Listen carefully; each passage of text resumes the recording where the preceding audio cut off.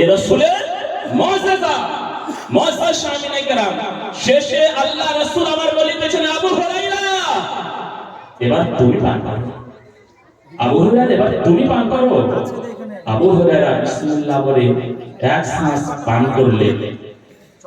তারা রাসূল সাল্লাল্লাহু আলাইহি ওয়াসাল্লাম বলেন আবু হুরায়রা আবার পান করো ওই এক গ্লাস দুধ আবু হুরায়রা আবার পান করছেন দ্বিতীয়বার হলো তৃতীয়বার বলছে আবু হুরায়রা আবার পান করো আবার পান করলেন আল্লাহ রাসূল বলেন আবার পান করো আবু হুরায়রা বলে ইয়া রাসূলুল্লাহ খোদার কসম করে বলতেছি আমার পেটে বিন্দু মাত্র জায়গা নাই হুলকুম পর্যন্ত দুধ চলে আসে আর আমার পেটে দুধ আসবে না বলো সুবহানাল্লাহ আর আসবে না